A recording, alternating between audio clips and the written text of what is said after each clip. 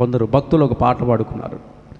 ఏంటంటే, ఎర్ర సముద్రం ఎదురుగా నిలిచినది, పరో సైన్యము ఎన్నుక తరుముచున్నది. యేసు వైపు చూడగా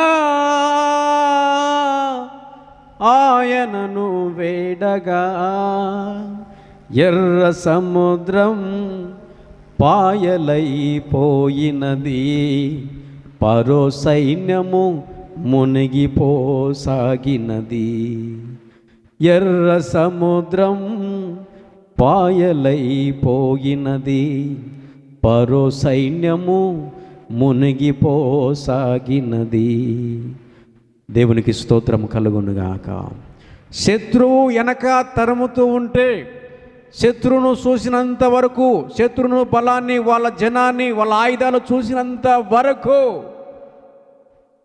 వాళ్ళ ప్రయాణము సురక్షితం కాలేదు. ఇశ్రాయేలు ప్రయాణం ఎప్పుడైతే యేసు వైపు చూశారో, ఎప్పుడైతే యేసుని వేడుకున్నారో, ఎప్పుడైతే యేసు సహాయం తీసుకున్నారో, ఎప్పుడైతే యేసు చెప్పిన మాట ప్రకారంగా వాళ్ళు కొనసాగించబడ్డారో, అప్పుడే ఎర్ర సముద్రం దేవుని యొక్క ప్రజలు ప్రయాణం కొరకు, సురక్షిత కొరకు అది పాయలు చేయబడినది. అదే సముద్రంలో శత్రువులు మునిగిపోసాడానికి కారణమై ఉంది. కారణము యేసు వైపు చూడడం బట్టి.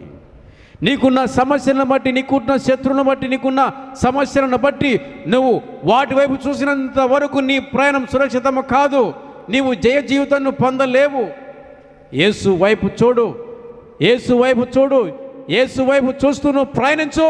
ఆ ప్రయాణంలో ఏ శత్రువు కూడా నిన్ను తాకలేడు, ఏ శత్రువు కూడా నిన్ను ఏమీ కూడా చేయలేడు.